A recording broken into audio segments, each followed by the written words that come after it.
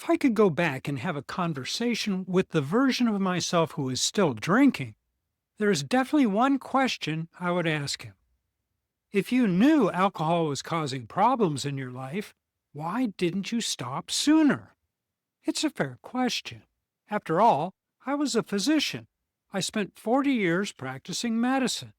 I had a front row seat to watch alcohol systematically damage health, destroy relationships, derail careers, and shorten lives.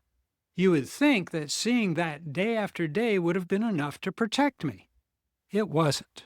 Instead, I spent more than a decade knowing I should quit while continuing to drink. I made countless attempts to control it. I created rules, I developed plans. I promised myself that things would be different. Yet somehow, I always found myself right back where I started. Now, after more than 10,000 days sober, I can tell you something interesting. Almost every sober person I've ever met shares one regret. Not that they quit drinking, that they didn't quit sooner. So why didn't we? The answer can be summed up in a single word: denial. Not denial in a dramatic sense, not pretending alcohol wasn't causing problems. Most of us knew perfectly well that it was. The denial came from the stories that we told ourselves, the rationalizations, the excuses, and the beliefs that allowed us to postpone action for one more day.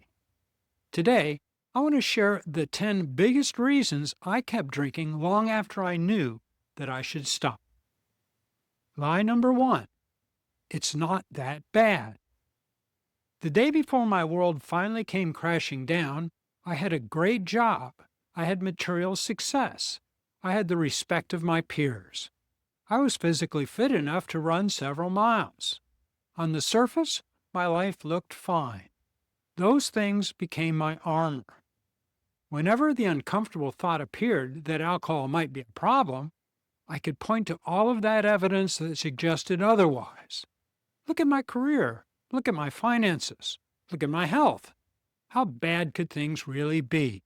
The problem is that success can camouflage dysfunction. It can hide it from others, and more importantly, from yourself. As long as I could point to areas of my life that appeared to be intact, I could postpone dealing with the one area in my life that was quietly eating away at the foundations.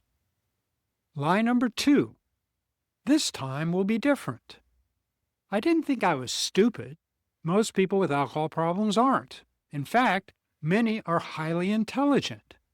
They believe that if they can just gather enough information, analyze enough mistakes, or develop a better strategy, that they can solve the problem. That was certainly true for me. Every failed attempt became an opportunity to redesign the plan.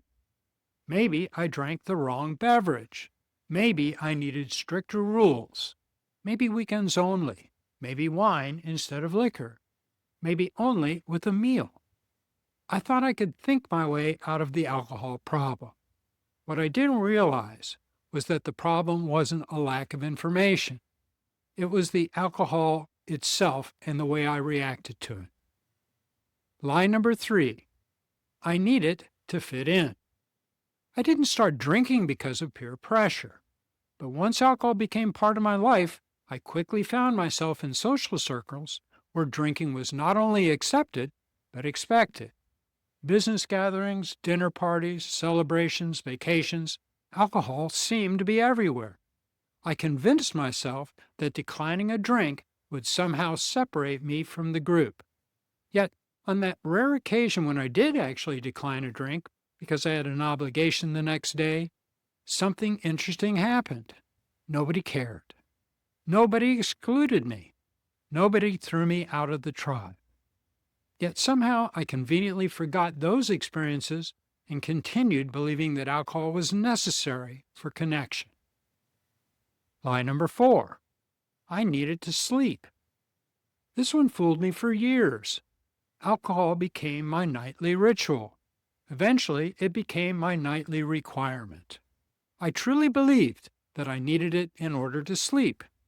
The reality was very different. What I called sleep was often little more than chemical sedation. Passing out is not restorative sleep. Alcohol was disrupting sleep architecture, fragmenting rest, and leaving me tired the next day. Ironically, alcohol was creating the very problem I thought it was solving. Lie number 5. It helps me escape. Life can be difficult. Stress, boredom, disappointment, anxiety, uncertainty. Alcohol offered temporary relief from all of them. For a few hours, I could trade the real world for an imaginary one. Problems seemed smaller. Solutions seemed easier. The future seemed brighter. Unfortunately, reality always returned, because nothing had actually been addressed. The problems were usually waiting exactly where I left them, or had compounded because of my behavior while drinking. Lie number 6. Alcohol makes good things better. This relief ran deep. A vacation, a celebration, a holiday gathering, a dinner out, a sunset on the beach. I couldn't imagine these experiences without alcohol. The mistake was giving alcohol credit for experiences it didn't create. I arrived at this conclusion by being a terrible scientist. I never had a control group. I never compared those experiences with a sober version of myself. Only after getting sober did I discover something surprising. The experiences themselves were the source of the joy. Alcohol was merely tagging along. Lie number 7. I'm not experiencing withdrawal. When I woke up with headaches, irritability, anxiety, poor concentration, or feeling generally awful, I rarely blamed alcohol. Instead, I blamed getting older, stress, work, lack of sleep, anything but alcohol. Withdrawal was something that happened to the stereotypic drunk under the bridge. It certainly wasn't happening to me. At least that's what I told myself. The reality was that after only a few hours without alcohol, my body was beginning to demand more. I simply refused to recognize the signs. Lie number 8. I can stop any time I want. This may have been one of the most dangerous lies of all. I held onto it with both hands. The reason was simple. Actually testing that belief would have been risky. If I had tried to quit and failed, I would have been forced to confront the possibility that I was in deeper than I wanted to admit. So I postponed the test. Tomorrow. Tomorrow became next week. Next week became next month. And next month became whenever. The promise to quit remained permanently scheduled for later. Lie number 9. I'm only hurting myself. This belief became easier to maintain as alcohol gradually narrowed my world.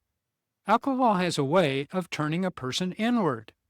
Life becomes increasingly centered around your own needs, your own discomfort, your own desires. Isolation grows slowly, even when you're surrounded by people. Time spent with family becomes time spent thinking about drinking. Conversations become shorter. Connections become weaker. Priorities begin to shift.